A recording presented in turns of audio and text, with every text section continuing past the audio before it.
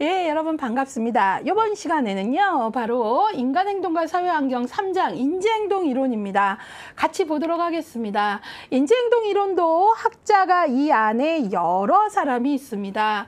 피아제의 인지발달 이론, 그 다음에 콜버그의 도덕성 발달 이론.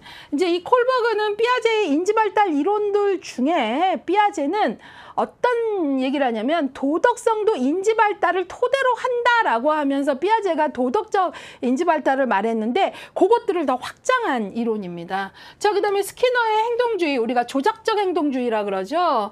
그 다음에 반듀라의 사회학습 이론, 예, 우리가 관찰학습 뭐 이런 얘기 하잖아요. 그래서 이 안에서도 이런 학자들을 볼 거고요. 그 다음에 이제 여러분들 실천 기술론에 가면 인지행동 모델에서 아론백하고 앨리스가 나와요. 근데 간혹 기출을 보다 보면 이게 과목의 경계를 넘어서 인행사인데도 실천기술론의 아론백이나 앨리스가 인지행동 모델의 학자니까 그냥 인행사 인지행동 이론에서 오지선다행 선택지 지문에 백이나 앨리스가 툭 나오는 경우들이 있는 거죠. 그러니까 그 부분도 우리가 염두하면서 가자라고 얘기를 하고 있는 거예요. 예. 그래서 그것도 조금 보시고 종종 출제된다, 기억해 둘 필요가 있다 그런 거고요. 특히 피아제의 인지발달 이론, 여기 정말 특히라는 말이 맞아요. 피아제의 인지발달 이론의 특성과 인지발달 단계에 대한 내용은 출제 비중이 높은 것은 물론 이후의 생애 주기별 발달에서도 지속적으로 언급되는 내용이기 때문에 반드시 정리해 두도록 하자. 진짜 이 문장들 너무너무 정확히 보고 있는 문장이죠.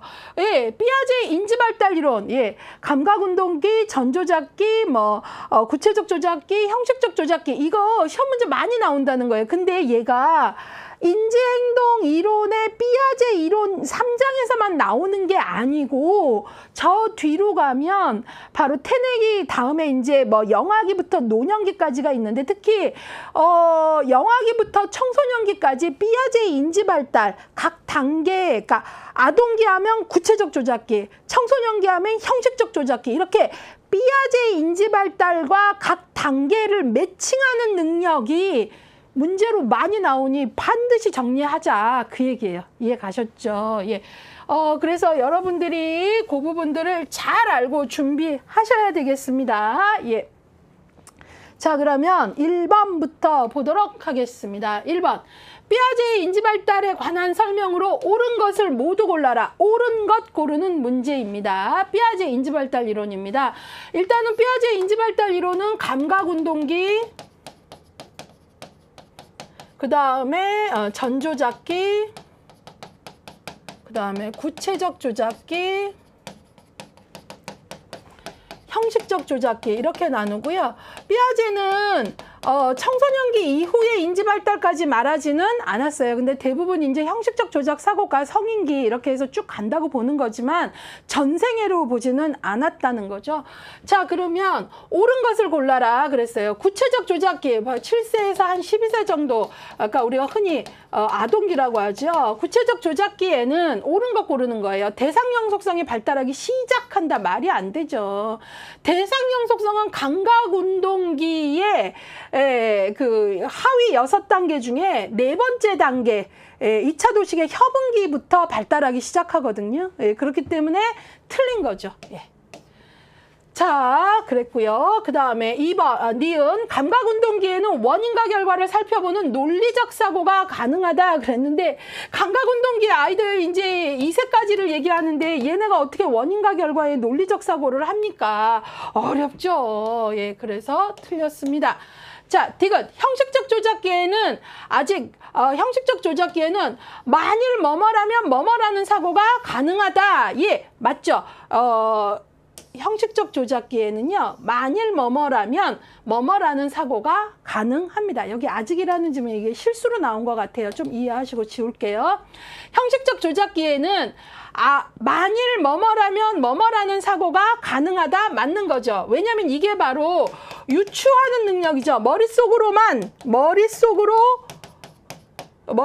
유추하는 능력이고요. 이 머릿속으로 유추하는 게 바로 추상적 사고 아닙니까? 바로 형식적 조작기, 바로 청소년기에 애들이 드디어 어때요?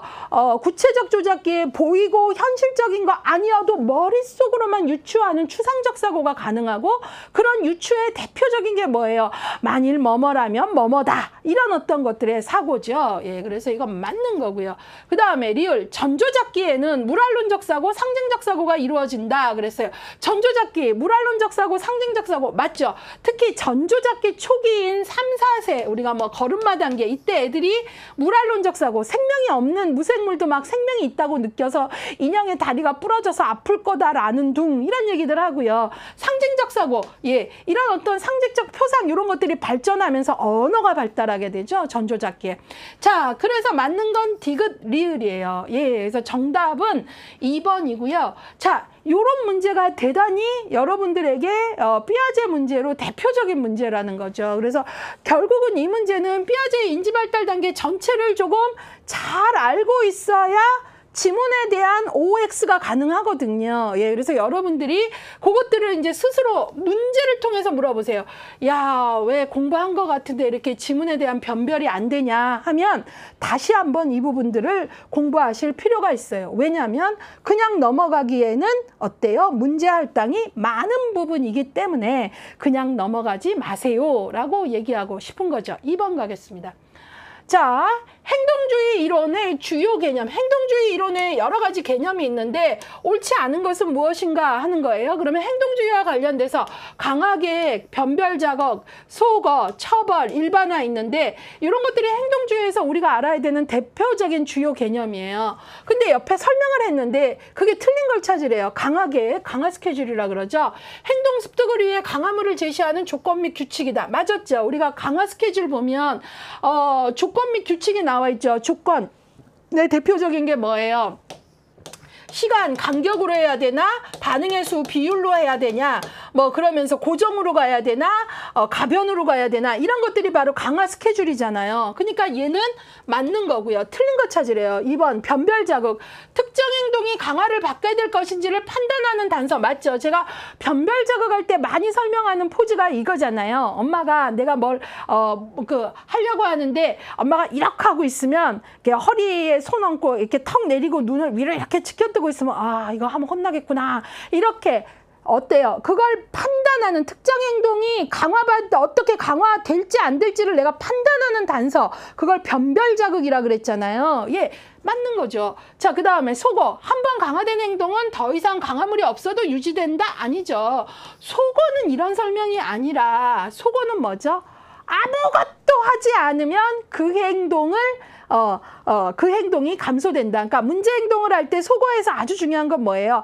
아무 반응도 하지 않으면 잠시 더 난리치다가 점점 더 그 행동이 감소된다. 이거와 관련된 개념이지 이건 아니잖아요. 그래서 옳지 않은 건 3번입니다. 4번, 처벌. 특정 행동의 빈도를 감소시키거나 제거하는 것. 그렇죠. 우리가 강화와 처벌에서 좋고 나쁨을 떠나서 제가 강화는 어떤 행동을 증가시키는 게 목적이고 처벌은 감소가 목적이라 그랬잖아요. 감소나 제거. 그러니까 맞는 거죠. 일반화. 강화된 행동이 다른 상황 혹은 다른 행동으로 확장되는 거. 예, 그래서 우리가 일반화가 이루어졌다, 뭐 안 이루어졌다 이런 말 하고 제가 이제 기본서 설명할 때 자폐 스펙트럼 장애가 있는 친구들은 일반화가 잘 이루어지지 않기 때문에 어려움들이 있다. 교육과정에서 그런 설명 같이 했던 기억이 납니다. 자, 그래서 여러분들이 여기에서는 바로 행동주의와 관련된 주요 개념 요것들을 알고 있는가를 중요시하는 거고, 속어는 지금은 이런 식으로 나왔지만 또 문제 풀다 보면 예제류도 많이 나와요. 예, 그래서 예제가 나오고 요거는 뭐냐, 그러니까 예컨대 뭐 선생님이 수업 시간에 막 떠들고 친구들 방해하고 난리치는 아이에 대해서 처음에는 뭐 그러지 마라 뭐 어쩌고 저쩌고 해봤다가 안 되니까 아무 반응도 하지 않자.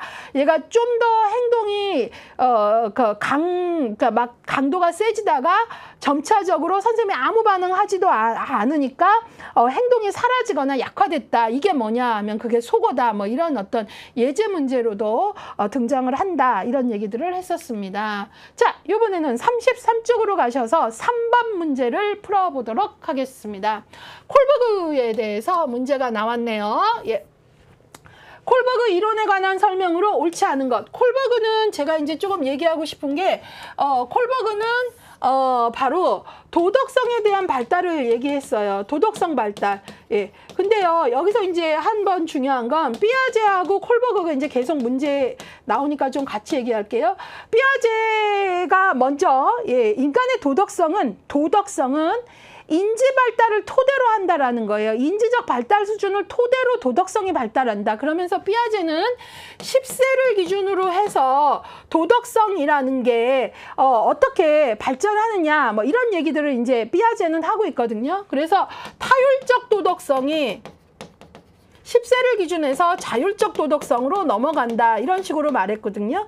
그래서 이제 이 타율적 도덕성은 이제 혼날까봐 뭐 이런 어떤 것 때문에 하는 거고, 자율적은 이제 결과만 보지 않고 의도도 보고 막 이런 좀 더 높은 수준이죠. 근데 콜버그는 이 연구들을 바탕으로 하면서 도덕성을 전생에 그에 걸쳐서 도덕성을 보는 도덕성에 대한 연구를 확장했는데, 이 사람은 3수준 6단계로 도덕성을 나눴어요. 누구의 연구를 전제하면서 발달했다고요? 삐아제. 근데 3수준이 바로 전인습 수준, 그 다음에 인습 수준, 그 다음에 후인습 수준이에요. 그러면서 이게 그러면 전인습, 인습, 후인습 세 수준이죠. 3수준, 그 다음에 6단계 각각 1, 2단계, 3, 4단계, 5, 6단계에서 6수준으로 나눴다. 그 얘기예요. 예, 그래서 콜버그의 이 3수준 6단계를 기억하셔야 돼요. 예, 그러면 이제 문제를 풀게요. 예, 옳지 않은 것을 찾는 거예요. 1번. 삐아제의 연구를 확장하여 도덕성 발달을 6단계로 제시했다. 맞았죠? 3수준 6단계이고 삐아제의 연구를 토대로 전제로. 그러니까 콜버그도 도덕성은 인지 발달을 전제한다라고 본 거예요. 됐죠? 예. 자, 그래서 이건 맞았고요. 두 번째. 도덕성 발달은 순서대로 진행된다고 보았다. 맞아요. 그러니까 삐아제도 인지 발달이라는 게 속도의 차이는 개인차가 있을 수 있지만 뛰어넘지 않는다고 봤잖아요. 예. 그리고 타율적 도덕, 결과 중심의 도덕에서 의도나 정상 참작하는 자율적 도덕으로 발달한다고 봤잖아요. 콜버그도 도덕성은 순서대로, 그러니까 전인습 수준, 결과 중심이고, 예, 혼날까봐 이런 수준에서, 그 다음에 인습 수준, 사회적으로 조화를 이루기 위한 수준, 그 다음에 후인습, 아주 높은 도덕성입니다. 예, 거기까지 해서 얘기를 했어요. 그래서 바로 순서대로라고 얘기를 한 거예요. 그런데 하나 주의해야 되는 건 순서대로 진행되는 건 맞아요. 예, 아주 뭐 전조잡기 아이가 막 후인습 이런 거 도덕성 나오지 않아요. 그래서 요 지문은 맞는 건데요. 하나 주의하셔야 되는 건, 그렇다고 해서 순서대로라고 해서 모든 인간이 후인습 수준의 도덕성까지 가고 죽느냐? 그렇진 않아요. 대부분의 인간들은 인습 수준, 후인습은 극히 소수만 가더라 그랬어요. 자, 순서대로 요것 자체는 맞는 문장이에요. 예, 그래서 맞았고요. 3번 지금 틀린 거 찾는 거예요.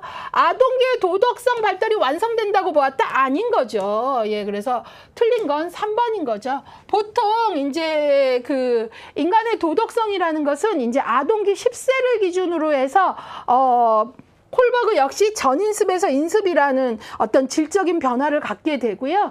예, 그런 다음에 이제 계속 꾸준히 도덕성과 관련돼서 얘기를 하면서 아동기에 완성된다고 본 건 아니에요. 10세를 기준으로 전인습에서 인습으로 넘어간다고는 했지만 모든 인간이 도덕성 발달이 아동기에 완성되는 게 아니라 어떤 사람은 이후에 더 꾸준히 발전하면서 후인습까지 소수지만 가기도 하고, 예, 그래서 대부분의 인간들은 인습 수준, 예, 아동기 10세를 기준으로 해서 인습 수준의 도덕성에 있지만 후인습까지 가는 인간도 극소수지만 있더라라고 봤어요. 예, 그래서 아동기에 완성된다고 본 건 아니니까 틀린 건 3번인 거고요. 4번, 상이한 도덕성 발달 단계에는 각기 다른 인지 능력이 필요하다. 맞죠? 이 얘기는 제가 계속하고 있잖아요.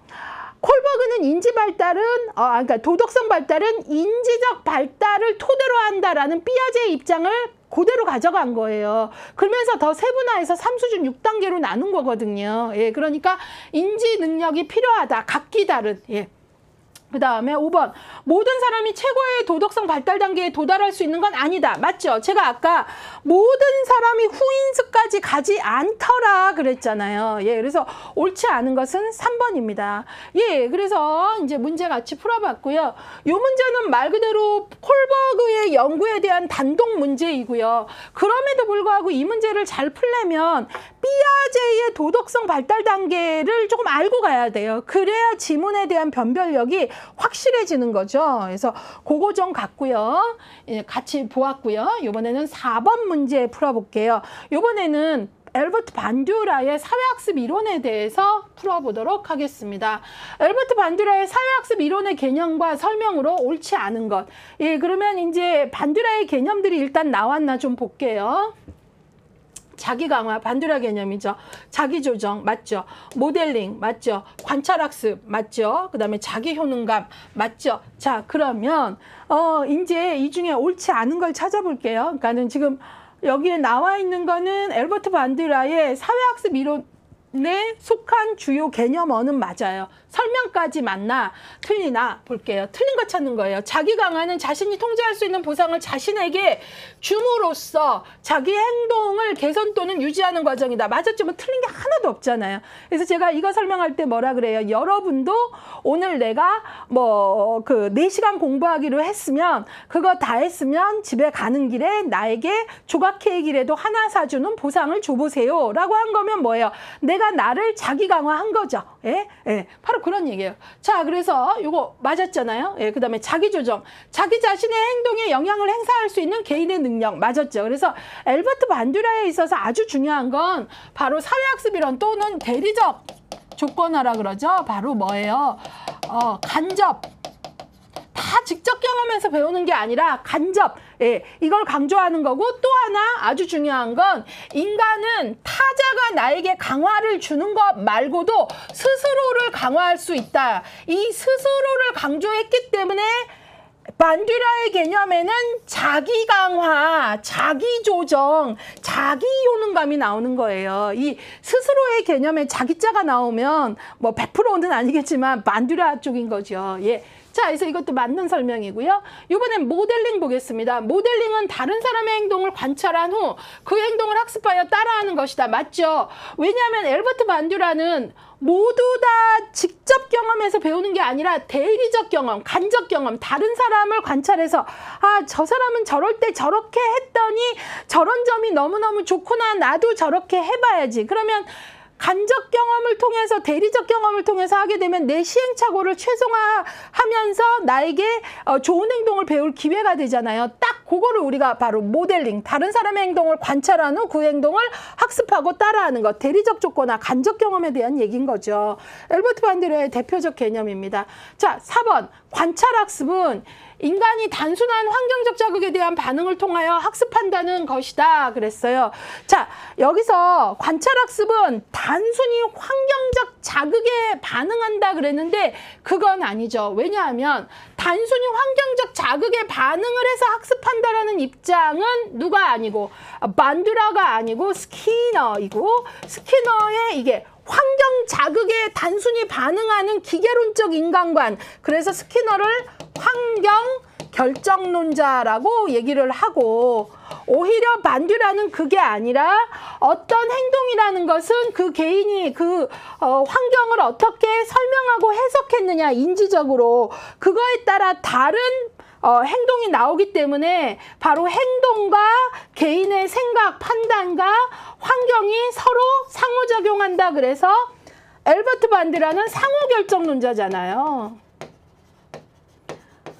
이 지문은 스키너의 환경결정론이고 엘버트 반듀라는 상호결정론자니까 얘가 틀린 것으로서의 답인 거죠. 옳지 않은 것은이니까. 아유, 화면 진짜 좀 지저분하죠. 예. 자, 그래서 답은 4번입니다. 자, 5번 자기 효율성. 제가 엘버트 반듀라는 스스로 이런 개념이 들어가서 자기자 많이 붙는다 그랬죠. 엘버트 반듀라의 자기 효능감 있죠. 자신이 특정한 행동을 성공적으로 수행할 수 있으며 긍정적 결과를 도출할 수 있다는 내가 나에 대한 믿음. 다시 말해서 좀 힘들지만 내가 쟤보다 속도가 느릴 수는 있어. 그렇지만 내가 꾸준히 하면 해낼 수 있어. 내가 나에 대한 믿음을 자기 효율성, 자기 효능감이라 그랬죠. 예, 그래서 맞는 개념인 거죠. 자, 그래서 여기 봤더니 정답은 몇 번이에요? 4번. 여기 지금 단순한 환경 자극에 기계적으로 반응하는 건 환경 결정론자 스키너의 얘기다라는 거죠. 이해 가셨죠? 넘어가겠습니다. 이번에 5번 문제입니다. 자, 이것도 은근히 종합 문제의 성격을 갖고 있고요. 이런 것들이 바로 내가 공부가 되어 있는지 안 돼 있는지 나를 진단하기에 참 좋은 문제예요. 볼까요? 5번. 다음 학자의 주요 이론과 그러니까 학자가 나오고 주요 이론의 명칭이 나오고 주요 개념이 나오는데 이 세 가지의 연결이 옳지 않은 걸 찾으래요. 자, 그러면 죄송합니다. 잠깐요. 예. 첫 번째는 학자겠죠. 그렇죠? 예. 그 다음에는 학자별 이론의 명칭이겠죠. 예. 그 다음에 뭐예요? 그 학자가 그 이론을 설명하기 위한 주요 개념이 나오겠죠. 예. 이 연결이 옳지 않은 거 볼게요. 이제 같이 보도록 하겠습니다. 예. 예. 프로이트 정신분석 이론 맞았고 원초와 자아 초자, 예, 프로이트의 설명 맞았죠. 원초와 자아 초자, 프로이트의 구조적 모형, 마음의 제2 영역의 용어이죠. 맞았고요. 2번 아들러 개인 심리학, 인간은 쪼개어볼 수 있는 존재가 아니다. individual, 바로 individe, 이 개인이라는 말 여러 번 설명했고요. 아들러의 대표적 개념 열등감과 보상, 생활 양식, 라이프 스타일, 예, 이거 다 아들러 개념 맞네요. 자, 그 다음에 3번 칼 로저스 인본주의 학자이고요. 로저스 인간의 주관적 경험을 강조했고 그런 로저스의 이론을 현상학 이론이라고 하죠. 맞았고요. 그 다음에 로저스의 주요 개념 완전히 기능하는 사람, 이거 뭐 풀어서 말하면 자기 실현한 사람인데 로저스의 용어가 바로 full functioning 완전히 기능하는 사람 맞았고요. 그 다음에 얼버트 반두라 사회학습 이론 맞았고 사회학습 이론의 대표적인 어떤 것들이 제가 자기 강화, 자기 조절, 자기 효능, 자기 강화 나왔고 관찰학습, 주지 과정, 파지 과정하는 주파 운동 뭐 이렇게 외웠잖아요. 맞았고요. 자, 5번 삐아제. 아이고 인본주의 아니죠. 인본주의는 바로 누구예요? 메슬로우하고 로저스가 대표적인 학자죠. 그 다음에 보존 도식 평형화는 삐아제의 인지 이론에서 설명하는 주요 개념은 맞으나 인본주의가 확실히 틀렸으니 옳지 않은 것은 5번이죠.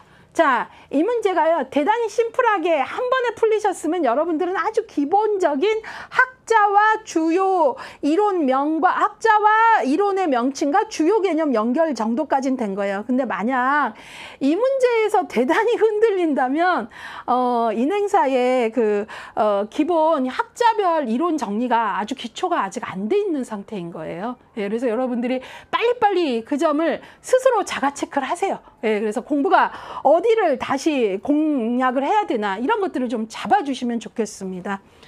자, 그래서 이것도 어떤 면에서는 제가 볼 때 종합형 문제의 한 유형이기도 합니다. 이것도 그렇게 분류하자면 또 그런 성격도 있고요. 예, 이번에는 6번 문제입니다. 별이 없는데요. 저는 이 문제 좀 풀어봐야 될 것 같아요. 이런 형식의 문제 얼마든지 나올 수 있다는 생각이 전 들거든요. 예, 그래서 예상 문제집에 잘 넣어줬다고 생각합니다. 파블로프의 실험에서 개에게, 파블로프의 실험 여러분들 잘 아는 고전적 조건하죠. 파블로프의 실험에서 개에게 벨소리와 음식을 함께 계속 제시하면 개는 음식을 주지 않은 상태에서 벨소리만 들어도 타액을 분비하였다. 자, 이 고전적 조건화와 실험의 연결이 옳은 것을 모두 골라라 그랬어요. 자, 요거 잠깐만 제가 기호로 좀 설명하고 갈게요. 예, 파블로프의 개 실험에서요, 여러분. 무조건적 자극이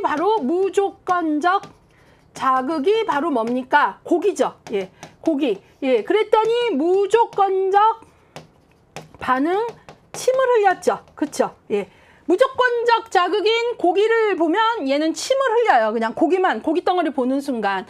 그런데 그 다음에 뭐를 하냐면 바로 중성 자극이죠. 중성 자극, 종소리예요. 종소리 아무 고기하고 관계없죠. 근데 중성 자극하고 무조건적 자극인 고기를 같이 계속 띠링띠링 고기, 띠링띠링 고기 이렇게 연합을 해서 여러 번 반복을 하게 됩니다. 그러면 이제 처음에는 띠링띠링 고기에도 일종 무조건 고기만 해도 무조건적 자극인 고기가 띠링띠링 고기가 있기 때문에 무조건적 반응 침을 흘려요. 근데 중성 자극인 종소리 NS 중성 자극인 종소리와 무조건적 자극인 UCS를 계속 연합을 해서 반복을 한다는 거예요. 띠링띠링 고기, 띠링띠링 고기 반복을 하면 나중에는 중성 자극인 종소리가 조건 자극이 돼버려요.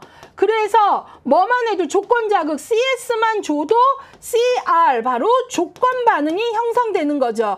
그래서 띠링띠링만 해도 침을 뚝뚝 흘리는 거죠. 그래서 여기에서 아주 중요한 건 조건 반응, 고기 없이도 침을 흘리는 조건 반응이 형성되기 위해서는 아주 중요한 게 바로 뭐예요?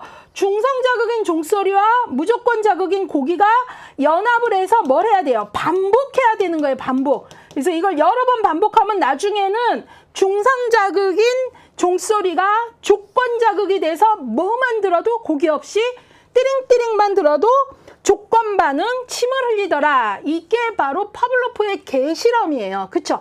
이 얘기예요. 이것과 관련해서 연결로 옳은 설명을 찾아라. 그런 거예요. 옳은 거 찾아라. 그 얘기입니다. 그러면 조건 반응, 음식을 보고 타액을 분비했다. 이건 조건 반응.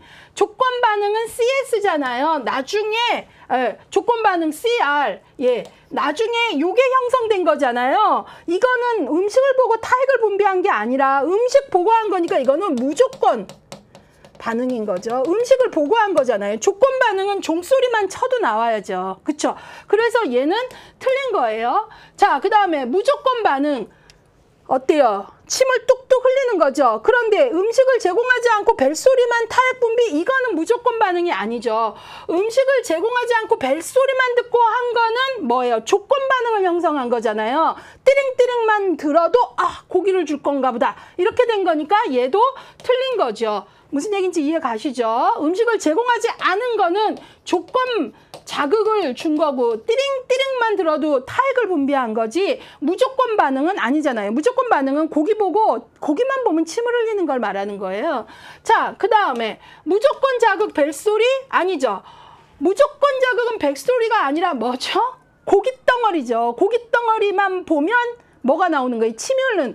고기 덩어리가 자극이 돼서 침이 나온 거니까 이거는 벨소리가 아닌 거죠. 이해 가셨죠? 그러면 리얼 자극의 일반화, 벨소리와 유사한 소리를 들려주었을 때 타액 분비, 이거는 맞아. 왜냐하면 이 실험의 좀 더 높은 수준의 설명인데요. 자극의 일반화라는 건 뭐냐면 이 파블로프의 개가 벨소리가 띠링띠링이었는데 그거와 유사한 계열의 종소리만 들어도 이게 조건 자극, 중성 자극이 조건 자극이 돼서 조건 반응을 하더라는 거예요. 어떻게?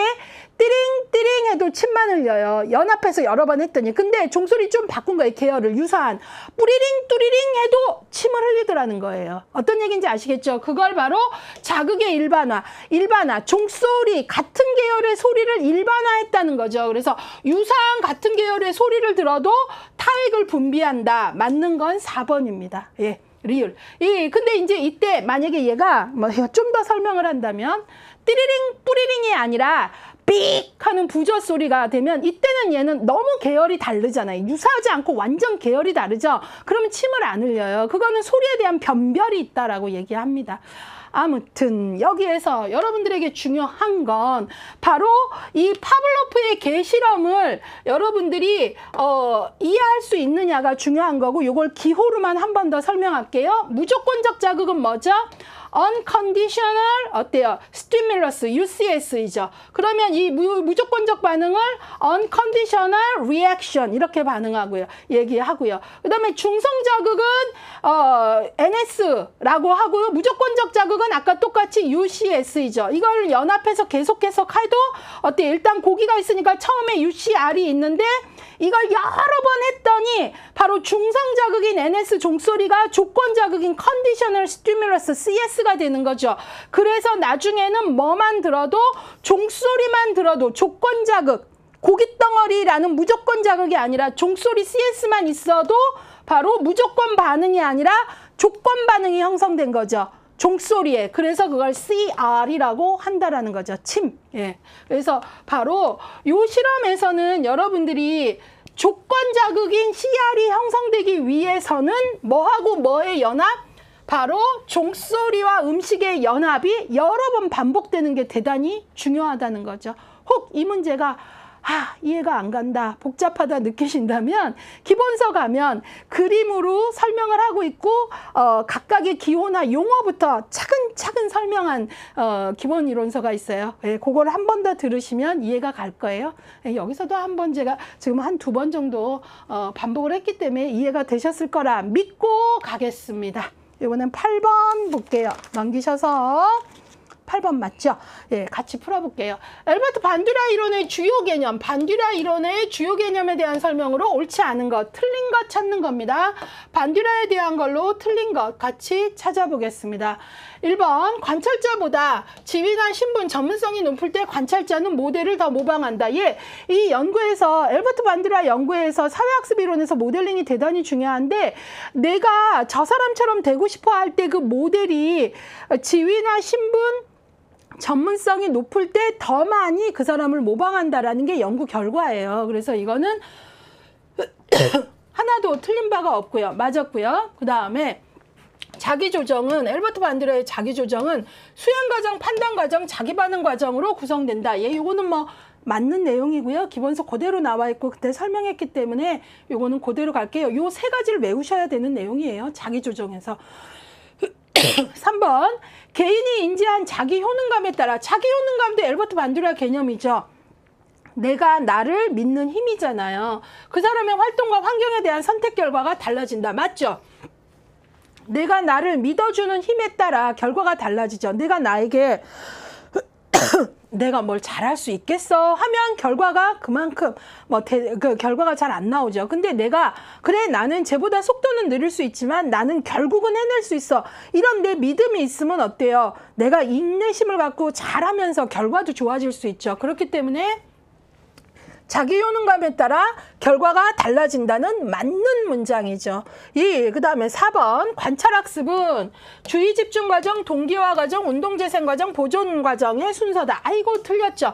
우리 이거 헷갈리지 말자고 외웠죠. 주, 파, 운, 동. 예, 그리고 이 파지 과정을 보호로 해도 된다. 그래서 이 파지가 기억하는 거, 보존하는 거. 그래서 관찰학습 과정은 주파 운동, 주보 운동 이렇게 외워져야 된다 그랬는데 여기 봤더니 동기화 과정이 먼저 나오고 보존 과정이 뒤에 나왔어요. 이 순서가 바뀌어야 되죠. 그래서 틀린 거죠. 관찰학습 과정 정도는 우리가 반드시 암기하고 시험 봐야 됩니다.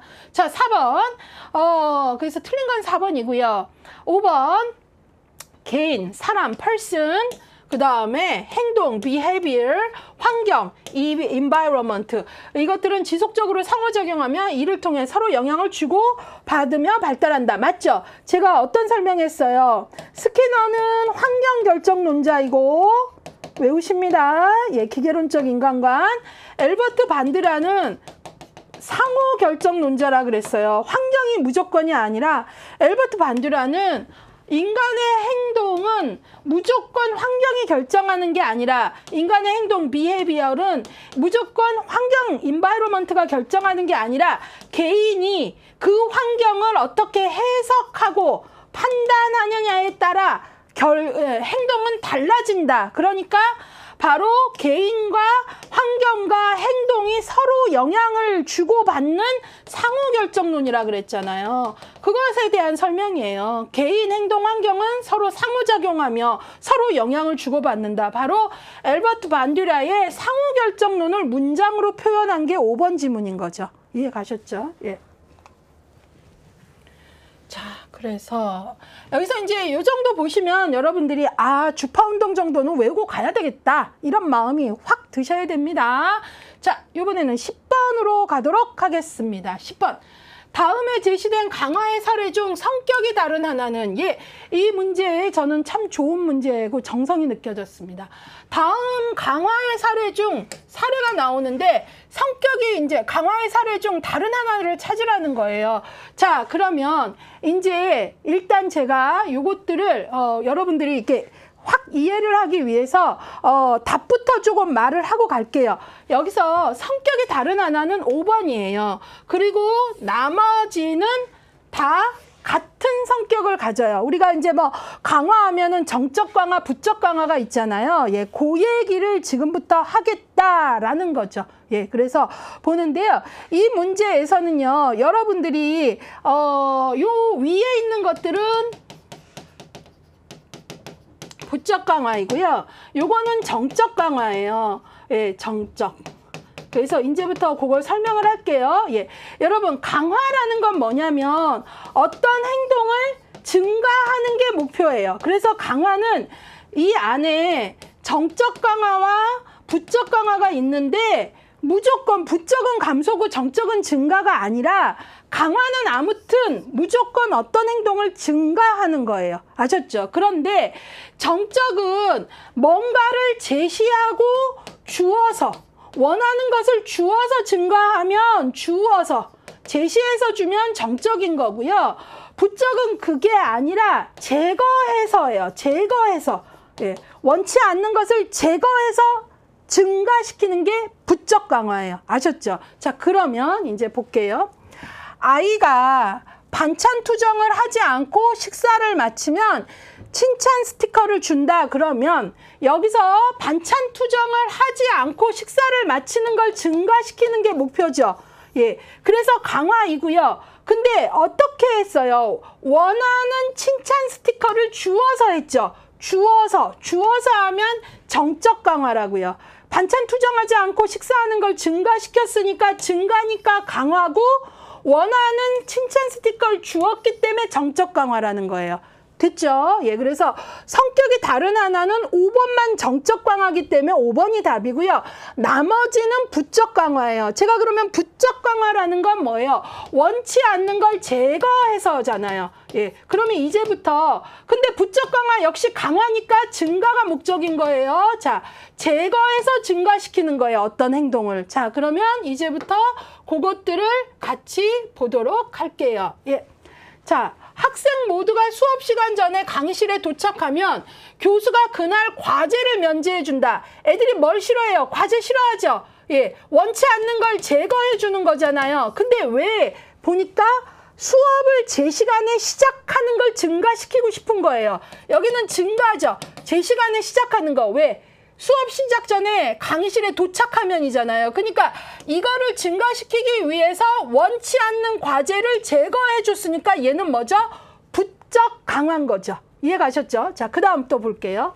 안전벨트를 매면 안전벨트 부저의 시끄러운 소음이 멈춘다. 그럼 이건 뭘 증가시키고 싶은 거예요? 안전벨트 매는 행위를 증가시키고 싶은 거니까 강화죠. 근데 안 매고 출발하면 삐삐삐삐 소리 원치 않는 걸 제거해 주는 거죠. 매는 순간. 그러니까 원치 않는 걸 이것도 소음을 제거해 주는 거니까 얘 역시 부적 강화죠. 원치 않는 소리를 제거해서 매는 걸 증가시킨 거니까요. 이해가셨죠? 자, 그 다음에 3번. 친구들과 싸우지 않는 날에는 화장실 청소를 안 하게 해준다. 자, 친구들과 싸우지 않는 것을 증가시키고 싶은 거예요. 그러니까 강화죠. 그런데 원치 않는 화장실 청소를 제거해 준 거예요. 면제해 준 거죠. 그러니까 얘도 부적 강화인 거죠. 4번. 과제를 7시 전에 끝내놓으면 그날은 아빠가 잔소리를 하지 않는다. 과제를 7시 전에 끝내는 걸 증가시키고 싶은 거니까 강화죠. 그리고 아빠가 하는 거 싫은 거, 잔소리를 제거하는 거에 안 하는 거죠. 그러니까 부적인 거죠. 그래서 결국 이 문제는 1, 2, 3, 4번은 강화 중에서도 부적 강화인 거고 5번만 정적 강화인 거죠. 바로 요거는 부적 강화. 그 다음에 얘는 정적 강화인 거죠. 예.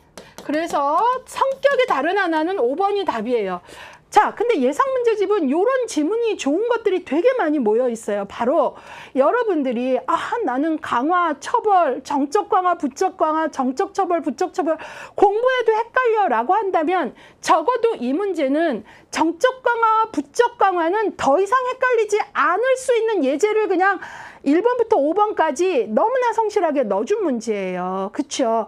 그걸 훈련하세요. 그게 예상 문제집이 갖는 강점입니다. 예, 그래서 여러분들이 바로 개념이 예제로 나오면 이렇게 나오고 내가 알아볼 수 있나 없나 그걸 훈련하기에 너무나 괜찮은 자료인 거죠. 이런 식으로 공부하시길 바래요. 그래서 여러분들이 이제 요거 이제 해답지에 가면 말 그대로 이제 설명들이 나와 있는데 그 설명 이전에 여러분들이 잡아야 되는 건 강화에는 정적 강화와 부적 강화가 있다는 그 밑에 있는 문제풀이 팁을 딱 잡으셔야 돼요. 정적 강화건 부적 강화건 강화는 증가다. 그 다음에 정적은 원하는 걸 주어서 부적은 원치 않는 걸 제거해서 증가하는 것이다. 그 개념. 그러니까 그게 바로 문제풀이 팁이잖아요. 문제를 풀 수 있는 핵심 팁을 딱 잡으시고 개념을 가지고 예제 속의 개념어가 아까 제가 줄구면서 했잖아요. 뭘 증가시키고 싶어서 뭘 면제했는지, 뭘 증가시키고 싶어서 뭘 주었는지 그 포인트를 잡으시라는 거죠. 예, 그래서 예제들을 읽어내는 능력이 아주 중요하다라는 걸 강조할게요. 예상문제집의 이런 예제들은 결국은 뭐가 목표죠? 훈련입니다. 여러분 여기서 이거 예상 문제니까 충분히 훈련하셔서 그날 틀리지 마세요. 그게 예상 문제집인 거예요. 그래서 여러분들이 요것들의 사례들을 탁탁 잡아가시길 바랍니다. 자, 문제 좀 띄겠습니다. 13번 35쪽으로 넘어가겠습니다. 반두라에 대한 문제가 나왔네요. 반두라의 사회학습 이론에 관한 설명으로 옳지 않은 것은 보겠습니다. 1번 인간 행동의 근원은 환경일지라도 개인의 내적 특성에 따라 자극에 반응하는 것이 달라질 수 있다. 맞죠? 여러분 이 문장에서 좀 전에 제가 설명한 뭐가 생각나야 돼요? 상호결정론이죠. 환경이죠. 개인의 내적 특성, 개인의 내적 해석이잖아요. 펄슨이죠. 그쵸? 예. 그래서 인간의 행동은 뭐예요? behavior. 아까 바로 한 인간의 행동은 그 환경을 어떻게 해석하는지 개인에 의해서 달라진다. 상호결정론. 그걸 문장으로 펼친 거예요. 이걸 한 단어로 말하면 상호결정론을 얘기한 거고 상호결정론은 엘버트 반듀라의 기본 개념이죠. 맞은 거죠. 자, 2번. 직접 경험 못지않게 간접 경험이 중요하다. 그럼요. 엘버트 반듀라는 사회학습 대리적 조건화잖아요. 이 대리적 조건화가 말하는 게 뭐예요? 간접 경험. 인간이 직접 경험만을 통해 배우는 존재가 아니다를 얘기한 거잖아요. 그래서 맞는 거고요. 그 다음에 3번 학습은 사람, 환경, 행동의 상호작용에 의해서 이루어지면 이거 결국 이 얘기잖아요. 학습이라는 것은 person, 사람, 그 다음에 환경, environment, 그 다음에 행동, behavior. 이게 바로 뭐예요? 상호결정론 또 말한 거예요. 환경의 자극에 반응하는 인간의 자기조절. 예. 반듀라는 셀프, 이거 자기 스스로 되게 강조했죠. 자기 조절에 의해 행동이 결정된다. 맞았잖아요. 자, 4번. 반듀라는 인간 행동에 대한 기본 가정을 APC 패러다임이라고 한다. 아니요. 이 APC 패러다임을 얘기한 건 반듀라가 아니라 틀린 건 4번입니다. 스키너예요, 스키너. 예, 그래서 APC 패러다임 하면 이거는 우리가 그 인지행동 모델의 앨리스의 APCD 그거 아니에요. 여러분 헷갈리면 안 돼요. 우리 기본서에 스키너가 인간의 문제행동을 이해할 때 APC 패러다임을 사용합니다. 라고 하면서 A는 뭐예요? 선행 요인. B는 behavior, 행동. C는 consequence 해갖고 반응, 결과 이렇게 얘기했잖아요. 그래서 제가 그거 설명할 때 이때 이 B는 알버트 앨리스의 알리비티 합리정서 치료의 그 belief가 아니고 behavior, 행동입니다. 이렇게 강조했던 기억이 나거든요. 그러니까 사실 기본 이론서를 좀 들으시면 좋아요. 이런 부분 함정에 안 빠지게 되게 그런 부분들을 하나하나 짚어드렸거든요. 예, 그래서 일단은 APC 패러다임은 스키너가 인간의 행동을 분석하는 방법이지 반듀라의 개념이 아니에요. 그래서 틀렸다. 5번. 인간의 습관은 대부분 다른 사람의 행동을 관찰하고 모방함으로써 배우는 것이며 이러한 사회학습 경험이 성격을 형성한다고 보았다. 맞았죠. 예, 그래서 엘버트 반듀라는 우리가 모두 직접 경험을 통해서 배우는 존재가 아니고 간접 경험, 대리 경험을 통해서 배우고 그럴 때 이제 나의 시행착오를 최소화하면서 배우는 강점이 있다. 이런 얘기를 한 학자라는 거죠. 예, 그래서 여기서 4번이 답인 거 같이 살펴봤고요. 이번엔 14번 보도록 하겠습니다. 학자 학자와 인간 간의 연결이 옳은 것을 모두 골라라. 예, 이것도 어떤 면에서 이제 종합 문제이죠. 피아제 나오고 앨리스 나오고 스키너 나오고 반두라 나오고 이제 대거 출동을 했어요. 예, 문제 하나에 그냥 아주 종합적인 사고를 요하는 거죠. 예, 이것도 인간관, 이것도 결국은 제가 볼 때 이 문제 뭡니까? 여러분, 학자들마다의 인간관 정리하세요. 제가 문제로 만들어 볼게요. 이렇게 낸 거예요. 정말 정성이 있지 않습니까? 예. 자, 그래서 바로 옳은 것을 찾아라 그런 거예요. 피아제. 인간의 의지는 환경과 상호작용하면서 변화하고 발달하며 이 과정에서 인간의 능동적 역할이 중요하다. 맞죠? 피아제는 프로이트는 인간을 되게 수동적으로 본 거 반대했어요. 인간은 환경과 상호작용하고 능동적인 역할을 한다 하는 인간관을 가졌어요. 맞았고요. 앨리스, 제가 앞서서 인지행동 이론이지만 인지행동 모델의 실천기술론에 앨리스나 아론백 나올 수 있다 그랬잖아요. 앨리스, 인간의 비합리적 사고가 정서장애의 중요 요인이다. 맞죠? 우리가 실천기술론에 엘버트 앨리스의 알리비티 치료, 예, 거기서 제일 중요한 게 뭐였죠? 비합리적 신념을 비합리적 사고를 합리적 신념, 합리적 사고로 바꿔라. 이게 바로 앨리스의 합리정서 치료의 목표다 그랬잖아요. 그러니까 그 얘기는 다시 말해서 앨리스는 인간이 괴로운 것은 비합리적 해석 때문에 괴롭다라는 거죠. 그래서 비합리적 사고가 정서장애의 주요 요인이 된다. 맞는 거죠. 자, 스키너, 디귿. 인간은 보상과 처벌에 따라 유지되는 기계적 존재로 모든 인간 행동은 법칙적으로 결정되며 예측 가능하고 통제될 수 있다. 예, 이게 바로 스키너의 인간관이죠. 스키너는 인간을 기계론적, 인간은 백지 상태로 태어난다. 그리고 보상과 처벌에 따라 기계론적 존재다. 그래서 우리가 스키너를 환경결정론자라고 얘기합니다. 예. 그러니까 환경결정론자이기 때문에 인간 행동은 법칙적으로 작동한다고 보니까 뭐가 가능하다는 거예요? 예측 가능하고 통제 가능하다라고 보는 거죠. 자, 리을, 반디라. 인간 행동의 근원은 환경일지라도 개인 내적 특성에 따라 자극에 반응하는 것이 달라질 수 있다. 이쯤 되면 이 문장 딱 하나의 단어 뭐예요? 상호 무슨 논? 결정론. 그러니까는 문제를 풀다 보면 스키너의 기계론적 환경결정론과 반듀라의 상호결정론, 우리 수험생 구분하고 계세요를 계속 지문으로 알려드리는 거예요. 그래서 풀어 쓴 걸 단어 하나로 딱 압축할 수 있는 힘이 있어야 되죠. 그거 어떻게 해야 생깁니까? 문제 많이 풀어보시고 개념 정리에 성실할 때 보여지는 거죠. 결국 여기서 인간관으로 옳은 것은 다이기 때문에 바로 정답은 5번 되겠습니다. 자, 여러분들이 학자와 인간관이 헷갈린다면 여기서 인지행동과 관련된 학자들의 인간관 요 문제를 통해서 정리해 본다면 참 좋겠죠. 자, 문제 좀 뛰어넘겠습니다. 17번으로 가겠습니다. 반디라와 관련된 문제이네요. 반디라의 사회학습 이론이 사회복지 실천에 미치는 함의로 옳지 않은 것, 틀린 것 찾겠습니다. 1번, 사회학습 이론은 어떤 행동이 있을 때와 없을 때 어떻게 다른지를 관찰하는 사정의 중요성을 강조한다. 그럼요.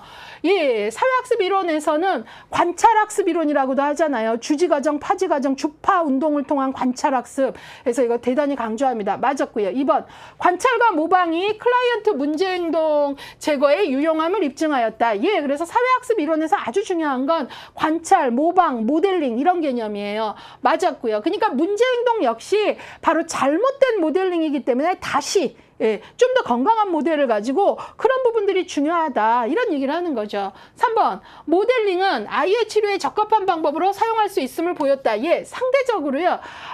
반듀라의 사회학습 이론은 어른에게도 적용되지만 특히 임상 현장에서 아동 청소년에서 많이 사용합니다. 맞는 문장이고요. 4번, 역할놀이를 통해 클라이언트로 하여금 새로운 방식을 학습할 기회를 제공한다. 예, 역할놀이, 롤플레이, 다른 사람의 입장도 되어보면서 새로운 학습을 할 기회가 제공되는 거 맞는 문장입니다.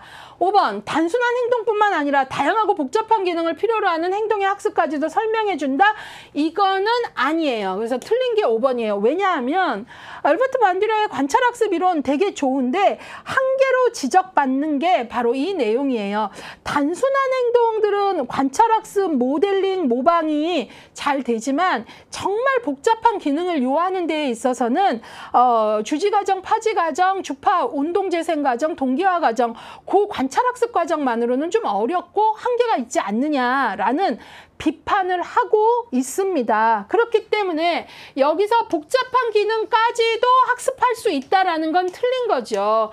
복잡한 행동까지는 관찰학습, 모방학습으로 어렵지 않느냐라는 비판을 받고 있는 한계점이기 때문에 이 문장은 틀린 거라는 거예요. 이해 가셨죠? 복잡한 기능까지는 어렵더라라는 거니까. 자, 그래서 만듀라에 대해서 17번 풀어봤고요. 이번에는 쪽수 넘겨서 19번 풀어보도록 하겠습니다. 예, 이번 문제 풀어볼게요. 삐아제의 인지발달 단계 중 감각운동기에 관한 설명으로 옳은 것을 모두 골라라 그랬어요. 이 문제와 관련돼서는 저는 이 문제와 관련돼서는 이게 아마도 실제 나오면 학생들이 조금 많이 틀릴 거예요. 예, 실제로 기출이라면. 왜냐하면 삐아제 자체가 감각운동기, 전조작기, 구체적 조작기, 형식적 조작기로 나눴잖아요. 그렇죠? 근데 지금 이 문제는 여기에서 더 들어간 거예요. 어떻게 더 들어간 거냐면 감각운동기 안에 하위 6단계가 있어요. 바로 이 하위 6단계를 설명한 문제예요. 예, 그러면서 감각운동기의 하위 6단계가 바로 1차 순환반응, 2차 순환반응, 2차 도식의 협응, 3차 순환반응, 그 다음에 뭐 그 통찰기까지 해갖고 6단계가 나눠지거든요. 바로 요게 이제 그 6단계를 이제 정확히 아느냐를 물어본 거죠. 그래서 이제 6단계가 이제 문제로 나왔을 때 학생들이 디테일한 공부가 거기까지 갈까 안 갈까 이게 이제 고민인데 여기는 아무래도 이제 예상 문제집이다 보니까 거기까지 들어가 준 거죠. 그래서 감각운동기의 하위 6단계 반사운동기가 이제 첫 번째 단계이고요. 그 다음에 1차 순환반응, 2차 순환반응, 네 번째가 2차 도식의 협응, 다섯 번째가 3차 순환반응, 여섯 번째가 통찰기.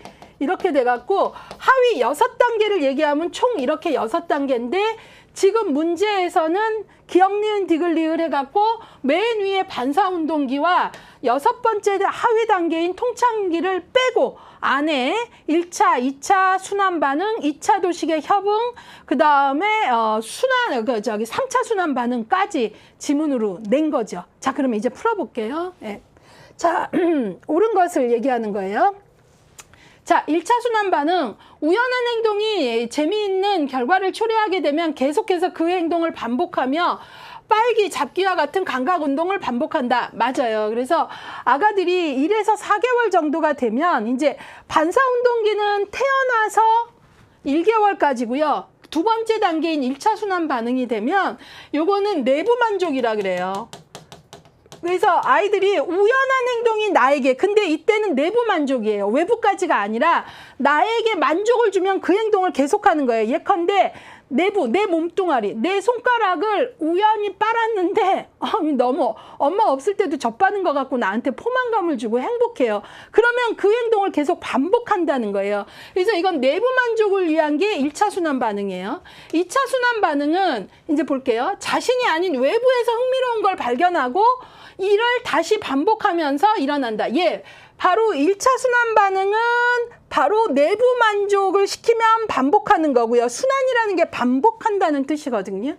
2차 순환 반응은 외부에서 나를 만족시켜. 예컨대 그 보행기 같은 걸 타거나 했는데 지금 내가 그 보행기 앞에 딸랑이를 딱 건드렸더니 소리가 띠링띠링 나면서 불이 반짝반짝 들어오면 너무 재밌는 거예요. 그러면 애들이 계속 이렇게 친단 말이죠. 예, 그러면서 반복하죠. 외부의 어떤 것이 나를 만족시켰을 때 반복하는 그걸 2차 순환 반응이라 그래요. 그러니까 지금 1차, 2차 순환 반응은 다 설명이 맞은 거죠. 자, 2차 도식의 협응. 여기서 하나 기억해야 되는 건 삐아제의 인지발달 단계의 감각운동기는 1차 순환, 2차 순환, 3차 순환이 아니라 2차 순환 다음에 2차 도식의 협응기가 있어요. 8에서 12개월. 예, 이때 영화의 관심은 자신의 신체가 아닌 주위 환경에 있으며 목표를 달성하기 위해 두 가지 행동을 협응한다. 맞아요.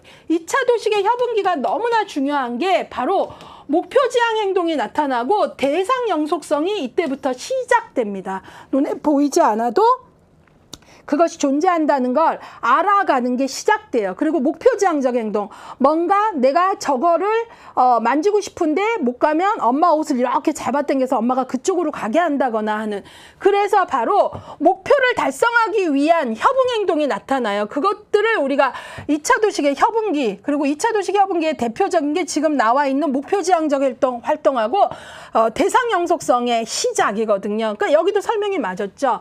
3차 순환 반응, 새로운 원인과 결과 관계에 대해서 이를 가설화하여 다른 행동의 결과를 관찰하기 위해 다른 행동을 시도한다 그랬는데요.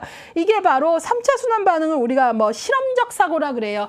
예, 그래서 내가 엄마가 작은 북을 사줬는데 그 작은 북에 들어있는 붓가락으로 작은 북을 칠 때 통통 소리가 나서 너무 좋았어요.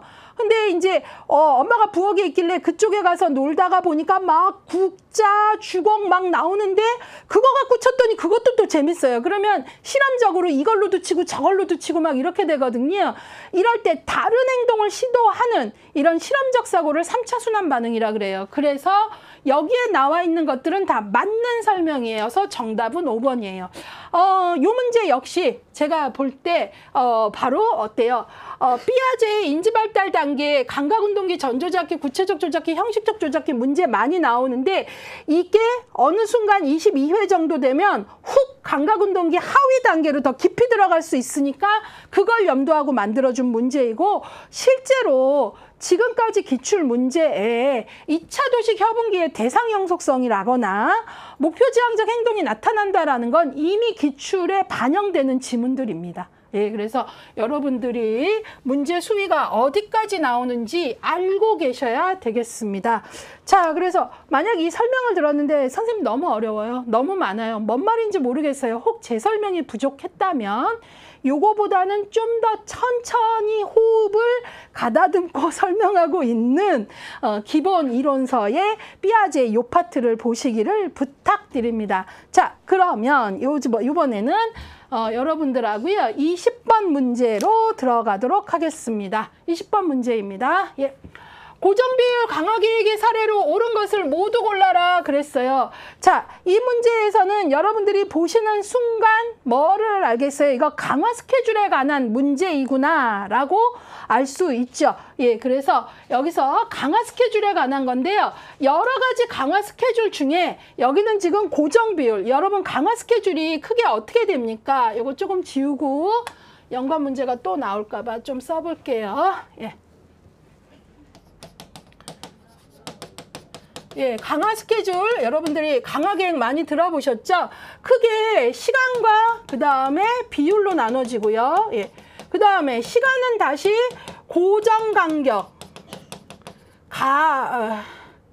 가변 간격. 예, 그 다음에 비율, 반응의 수죠. 고정 비율. 예, 그 다음에 가변 비율 이렇게 나오잖아요. 예. 근데 지금 강화 스케줄에 있어서 이 문제는 이 중에 고정 비율에 대한 사례로 옳은 걸 찾아주세요 라는 문제예요. 그쵸? 그러면 여러분들이 이 시간은 간격이고 비율은 반응의 수라는 것 정도는 이미 학습을 하셨을 거라고 보고 고정 비율에 대한 걸로 찾아볼게요. 고정 비율 강화계획 기억. 자녀가 방 청소를 3번 한 후 용돈을 준다 그랬어요.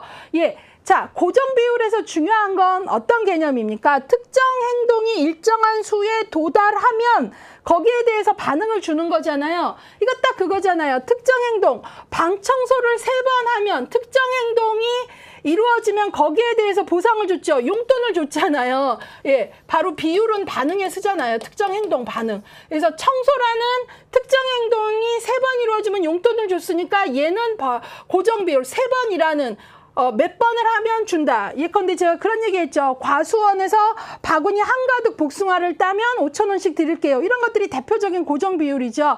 어떤 특정 행동이 일정 수 이루어지면 거기에 대해서 보상을 준 거잖아요. 그래서 얘는 고정 비율 맞았습니다. 자, 두 번째 볼게요.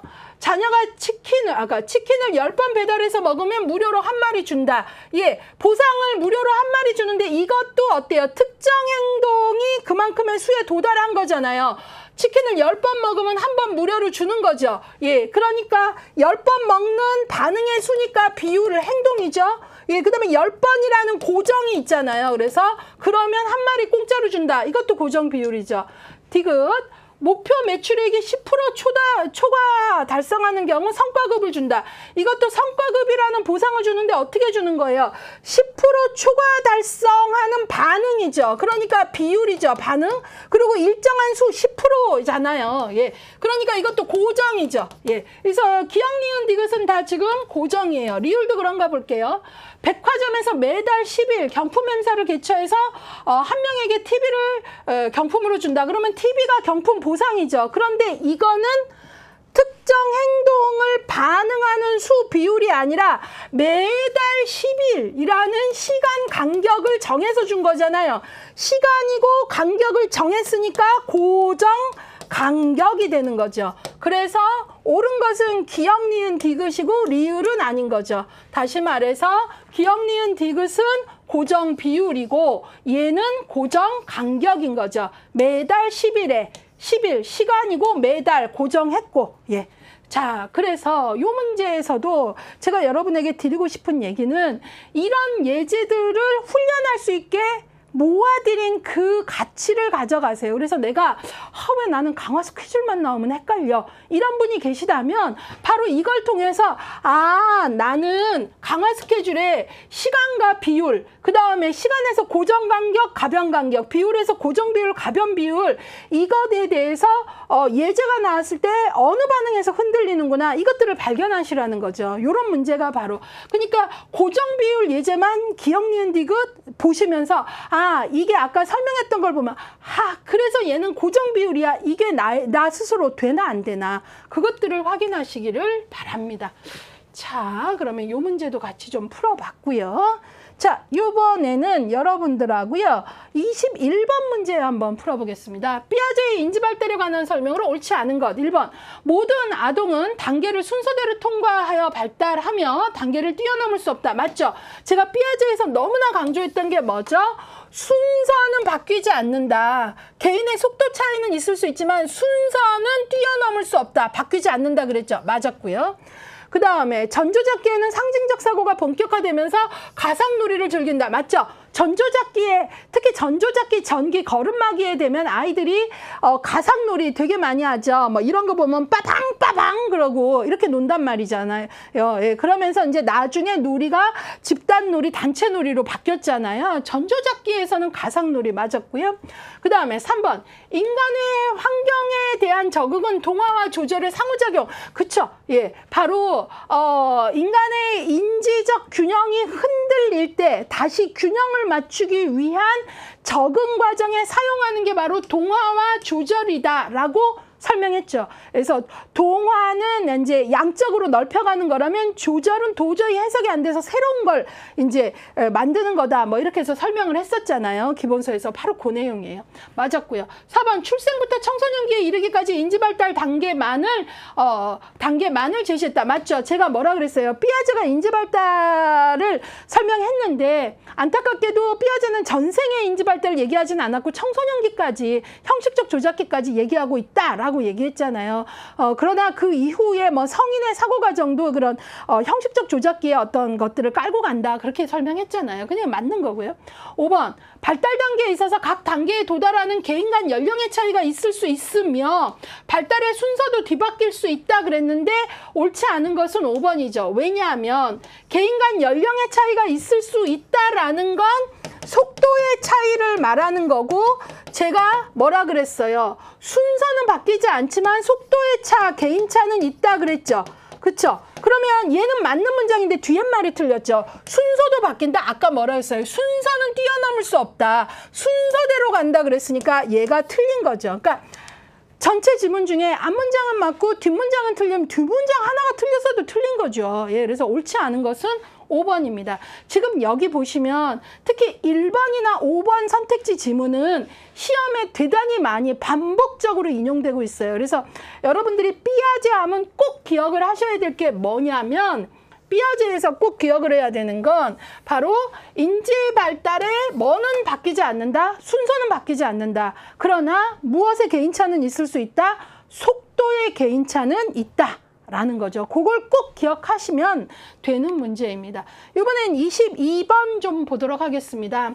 스키너 이론에 관한 설명으로 옳지 않은 것을 모두 골라라 그랬어요. 스키너 이론이에요. 스키너에 여러 가지가 있는데 틀린 것을 찾는 문제입니다. 기억부터 보도록 할게요. 수업 시간에 소란스러운 행동을 하는 아이에게 다른 아이들이 바깥에서 신나게 놀고 있을 때 교실에 남아있게 하면 수업 시간에 소란스러운 행동이 줄어들게 되는 경우는 정적 강화의 예이다 했는데 정적 강화가 아니죠. 일단 소란스러운 행동이 줄어드는 거잖아요. 제가 뭐라 그랬죠?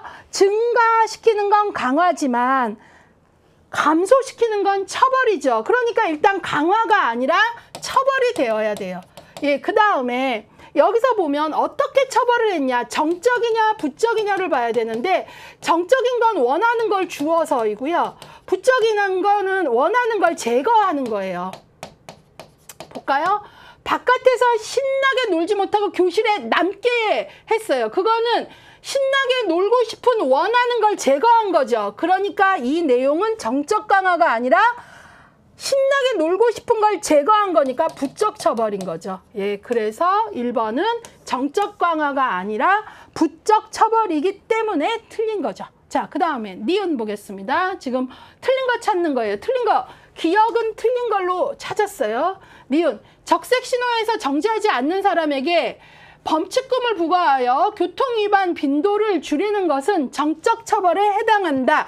맞죠? 보세요. 빈도를 줄이는 거니까 뭐죠? 처벌이죠. 그 다음에 여기요. 처벌은 감소잖아요. 정적인 건 뭐라 그랬죠?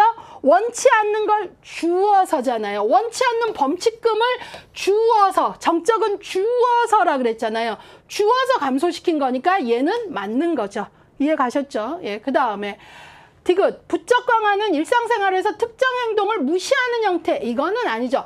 예, 이건 틀렸죠. 무시하는 거는 뭐예요? 속어죠, 속어. 아무 반응도 하지 않는 거잖아요. 예, 그래서 틀렸고요. 리을, 인간 행동이 객관적으로 구체화되고 조작될 수 있는 환경에 의해 다양하게 통제된다고 주장하고 있다. 예, 스키너는 바로 이렇게 환경에 의한 통제 가능하다라고 보는 환경결정론자라고 말씀드렸었죠. 예, 그래서 이 문제에서 옳지 않은 것은 기억 디귿 2번이 되겠습니다.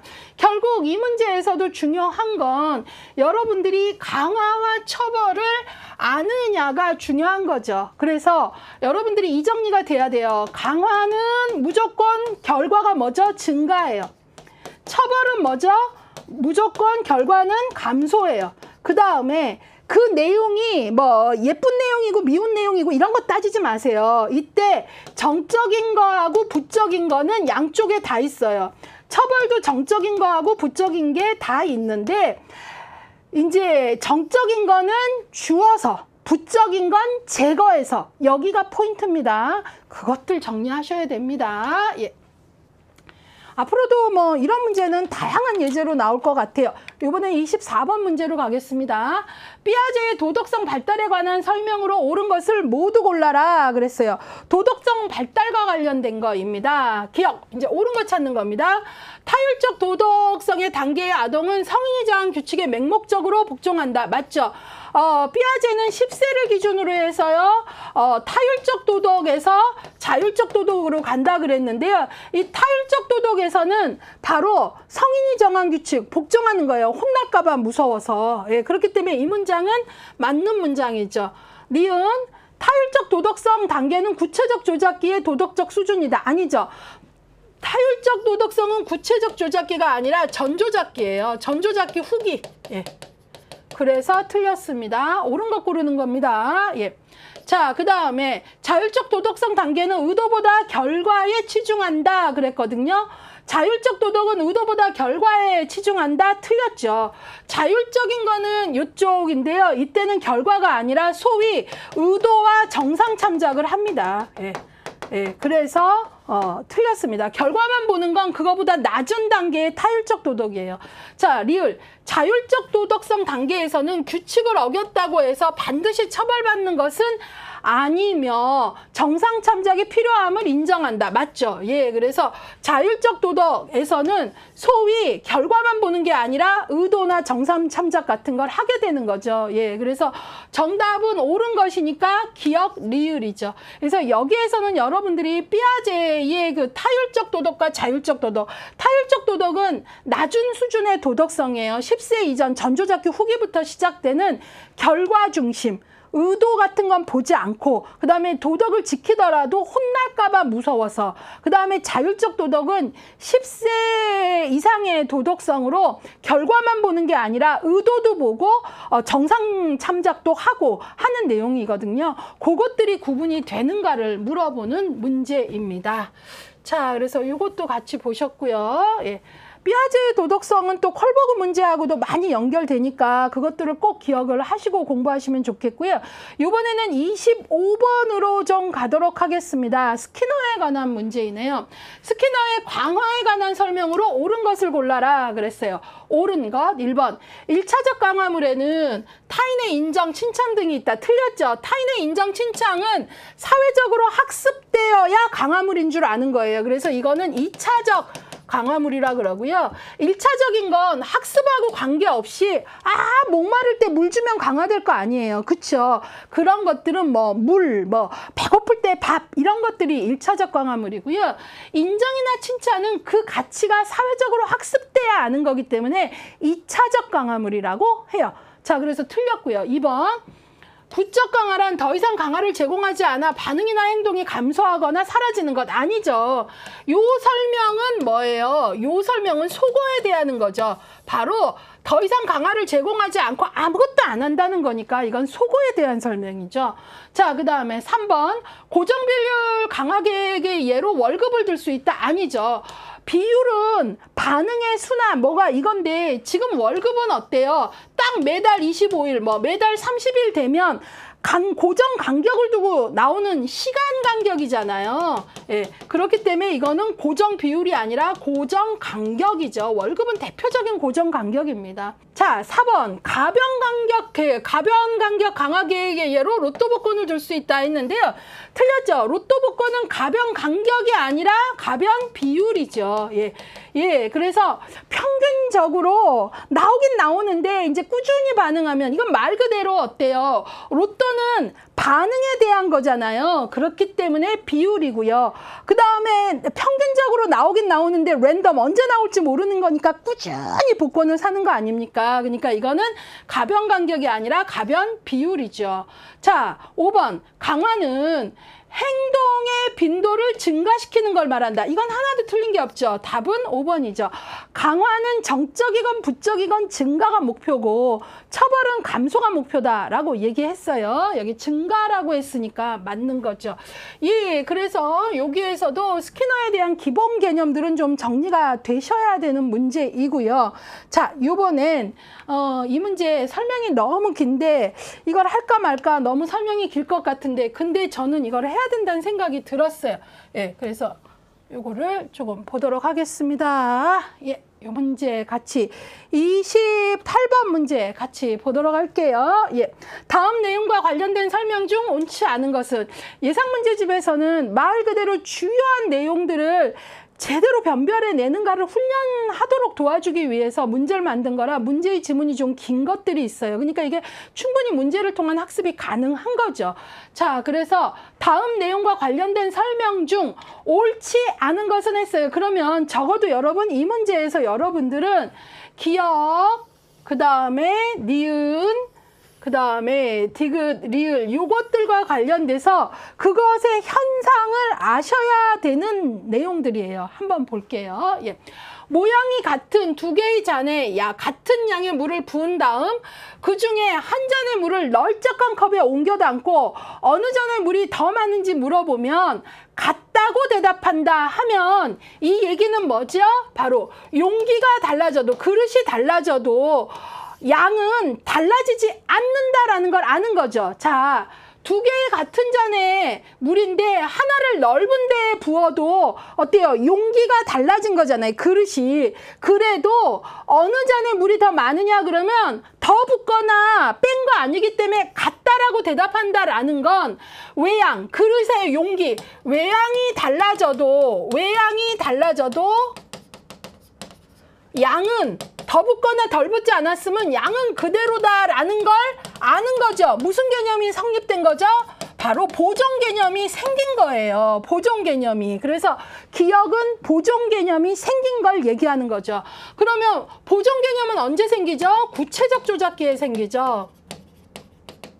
바로 전조작기엔 보존 개념이 없다가, 전조작기는 애들이 하나에 꽂히는 대로 뭐 높이에 꽂히면 얘가 더 많아요, 넓이에 꽂히면 얘가 더 많아요 이러는데, 전조작기는 그렇잖아요. 근데 구체적 조작기 되면 더 붓거나 덜 붓지 않았다 이런 것들, 또 용기가 얘는 높지만 얘는 넓지 않느냐 이런 거잖아요. 그래서 외양이 바뀌어도 그 양은 그대로다라는 보존 개념이 생겼다는 거고, 기억은 보존 개념을 설명한 거고 구체적 조작기의 특징이에요. 자, 니은 가겠습니다. 저금통에 섞여 있는 10원, 100원, 500원짜리 동전을 손으로 같은 종류끼리 분류할 수 있다. 여기서는 보세요. 10원, 100원, 500원을 눈으로 보고 손으로 분류한다라는 거예요. 손으로 분류한다는 건 바로 어때요?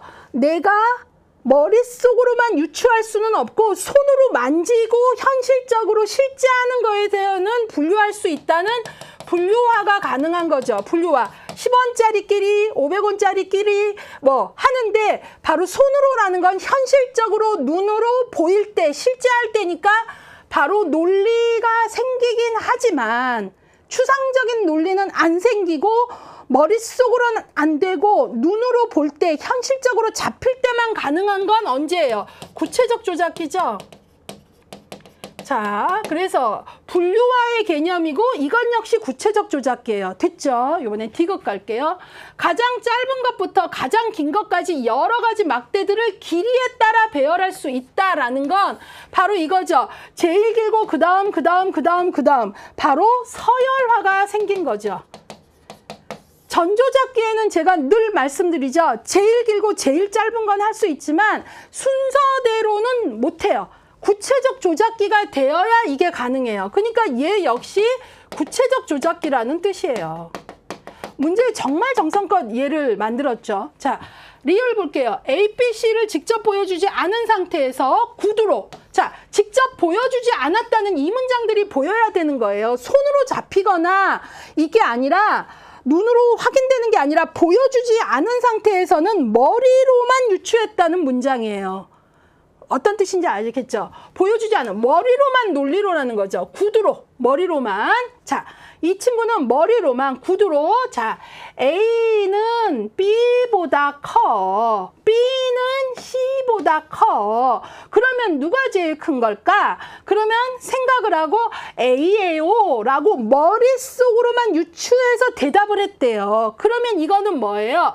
바로 아이들이 추상적 사고가 가능한 거고 유추가 가능하다는 거고, 이거는 언제예요? 형식적 조작기죠. 예, 이 문제는 막 정성이 대단한 문제예요. 예, 그래서 여기에서는 여러분들이 이 문제는 결국은 기억, 니은, 디귿은 보존 개념, 분류화, 서열화 다 공통점이 구체적 조작기, 구체적 조작기, 구체적 조작기예요. 그러니까 논리가 전조작기에 비해서는 있지만 머릿속으로만 유추하는 논리까지는 못 간 거예요. 눈으로 보이거나 현실적으로 만져질 때만 가능한, 전조작기에 비해서는 논리가 확실하게 생겼지만 추상적인 사고까지는 안 되는 구체적 조작기의 특징이 기억, 니은, 디귿이죠. 구체적 조작기 특징, 보존 개념이 확립되었다, 분류와 서열화가 가능하다, 그거잖아요. 근데 마지막은 보여주지 않은 상태에서 말로만 했는데 유추가 되면서 A가 제일 커요 라고 답했으니까 얘는 뭐가 된 거죠? 추상적 사고 유추가 된 형식적 조작기인 거죠. 쉽게 말해서 기역, 니은, 디귿은 7세에서 12세 정도까지 아동기의 구체적 조작기 사고고, 리을은 바로 청소년기가 됐을 때 생기는 형식적 조작기 사고다, 그 얘기예요. 자, 됐죠? 그러면 이제 옳지 않은 것을 찾아보겠습니다. 예, 28번 문제 찾아볼게요. 1번. 기역과 같이 대답하기 위해서는 틀린 것, 동일성, 보상성, 가역성의 개념의 획득을 전제로 한다. 맞죠? 여러분, 기역이 바로 보존 아닙니까? 제가 얼마나 많이 설명했습니까? 보존 개념이 성립되려면 뭐를 전제해야 돼요? 동일성 생기고 보상성 생기고 가역성 생겨야 된다고 했잖아요. 동일성 뭡니까? 더 붙거나 덜 붙지 않았으니까 똑같다. 이게 바로 동일성이죠. 보상성 뭡니까? 얘는 넓지만 얘는 높다. 얘는 높지만 얘는 넓다. 이거잖아요. 그 다음에 가역성 뭡니까? 역조작, 거꾸로 해보면 똑같다는 거 알 수 있어요잖아요. 그래서 동일성, 보상성, 가역성이 있어야 보존 개념이 성립된다. 몇 번을 우리가 기본서에서 강조하고 있죠. 이게 바로 보존 개념 획득을 위한 전제잖아요. 그러니까 맞은 거죠. 자, 그 다음에 틀린 거 찾는 겁니다. 2번. 전조작기 유아는 기역과 관련된 개념을 아직 획득하지 못한다. 당연하죠. 보존 개념은 구체적 조작기니까 그 전 단계인 전조작기 아이는 보존 개념이 아직 획득되지 않은 상태인 거죠. 맞았죠? 니은은 분류와 유목화에 대한 설명이다. 니은 어때요? 분류화. 10원끼리, 100원끼리, 500원끼리 분류화. 맞죠? 그 다음에 4번. 구체적 조작기의 아동은 디귿이 가능하다. 디귿이 뭔데요? 길이에 따라 배열할 수 있다라는 거잖아요. 구체적 조작기 아동. 이게 바로 뭐죠? 서열화잖아요. 서열화. 구체적 조작기에 가능하다 그랬죠. 맞았죠? 5번. 구체적 조작기 아동은 리을과 같이 대답한다. 틀렸죠. 구체적 조작기 아동은 이거 못해요. 머릿속으로만 유추가 안 된다니까요. 보여져야 되고 만져져야 된다 그랬잖아요. 이거는 구체적 조작기 아니고 형식적 조작기 청소년기라고 했잖아요. 그래서 옳지 않은 건 5번입니다. 자, 저 선생님은 저렇게 긴 문제를 왜 했을까? 시간도 막 가는데 그러는데 이거 여러분 이 문제는 진짜 좋은 욕심을 듬뿍 담은 거예요. 그래서 각각의 기역, 니은, 디귿, 리을이 바로 주요 개념어로 뭐이며 그게 삐아제의 어느 단계인지 매칭할 수 있나 본 거고요. 그런 다음에 다시 한번 그 현상과 연관된 지문들로 맞는 것 틀린 걸 생각하라 그런 거죠. 만약 이 문제가 여러분 흔들리지 않고 한 번에 쫙 풀렸다면 여러분은 아마도 그런 분들은 삐아제의 인지발달 단계 공부는 잘 된 상태일 겁니다. 자, 그런 식으로 확인을 좀 해가세요. 예. 이 문제가 너무 어렵게 느껴진다면 죄송하지만 삐아제 다시 한 번이에요. 예. 자, 그 다음에 이번에는 29번 보겠습니다. 29번 강화와 관련된 문제입니다. 예. 다음 강화 계획 중 가장 지속성이 강한 순서대로 나열한 것은 그랬어요. 예, 여러분 지속성과 관련돼서는 우리가 간격, 비율 이렇게 해갖고요. 고정 간격,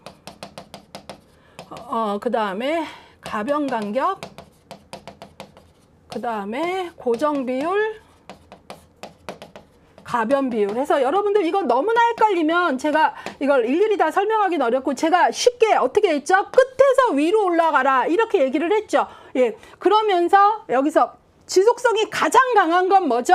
가변 비율이죠. 예, 시간보다는 비율이면서 가변이 더 세다 그랬잖아요. 그 다음에는 고정 비율 밑에서 위로, 예, 그 다음에 가변 간격, 그 다음에 고정 간격. 이것이 지속성의 크기잖아요. 예, 바로 요 학습 내용인데 이 문제는 대단히 정성을 가진 게 바로 뭡니까? 바로 예제로 한 거예요. 그래서 한번 보도록 하겠습니다. 어린이집에서 2시간에 한 번씩 규칙적으로 간식을 제공했다. 시간이고 규칙적으로 줬으니까 얘는 고정 간격이죠. 예. 그 다음에 신문 100부를 배달할 때마다 5,000원씩. 그러니까 일정의 반응의 수가 거기에 달할 때마다 보상을 준 거잖아요. 일정의 반응의 수니까 고정이고 반응이니까 고정 비율인 거죠. 비율. 예, 그 다음에 로또는 전형적인 가변. 아무튼 전체적인 평균치 안에서 랜덤으로 나오긴 나오는데 언제 나올지 몰라서 꾸준히 반응한 지속성이 가장 큰 예라 그랬잖아요. 가변이면서 꾸준히 반응하는 거니까 비율인 거죠.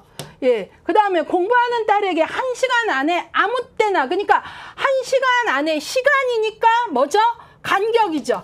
예, 그런데 아무 때나 1시간 중에 언제 줄지 모르는 거니까 가변이죠. 예, 가변 간격. 그래서 고정 간격, 가변 간격, 고정 비율, 가변 비율인데 가장 지속성이 강한 거는 뭐라 그랬어요? 가변 비율이라 그랬죠. 그러니까 디귿이죠. 예, 이거 뭐 순서 이렇게 잡을까요? 예, 그 다음에는 비율이니까 비율이 먼저라 그랬으니까 가변 비율 다음에 뭐예요? 고정 비율이죠. 그럼 뭐가 나와야 돼요? 니귿. 그 다음에는 간격으로 갔는데 가변이 먼저라 그랬잖아요. 그러면 리을이 나와줘야죠. 그 다음에 고정 간격이 나오죠. 기역. 그러니까 답은 디귿, 니은, 리을, 기역. 정답은 4번이죠. 이 순서는 결국은 가변 비율, 고정 비율, 가변 간격, 고정 간격 이렇게 되는 거죠. 예, 그래서 여러분들이 요 문제가 풀렸다면 여러분들은 지속성의 개념도 알고, 그러니까 이 문제가 풀렸다면 강화 스케줄의 간격과 비율 개념, 고정과 가변의 개념 이것들도 알고 계시는 거고, 그걸 알기 때문에 예제가 보인 거죠. 예. 공부가 거기까지 가셔야 돼요. 실제 이거 응용된 문제가 나왔었어요. 예제 이거 말고도. 예, 요런 식의 예제 문제가 나왔었다는 얘기죠. 예. 이번에 마지막 문제입니다. 마지막이죠. 자, 뒷장은 안 했으니까요. 30. 다음에서 설명하는 개념은 무엇인가 했어요. 예, 특정한 행동을 성공적으로 수행할 수 있으며 긍정적인 결과를 도출할 수 있다는 믿음. 그 다음에 적절한 기술과 적당한 동기가 주어지면 이것에 대한 기대는 사람들이 어떤 활동을 선택할지 얼마나 많은 노력을 할지를 결정해주는 주된 요소이다. 뭡니까? 정답, 주의집중, 운동재생, 자기효능감, 자기강화, 모델링, 자기효능감이죠. 내가 성공적으로 이걸 해낼 수 있다라는 결과를 도출할 수 있다는 믿음.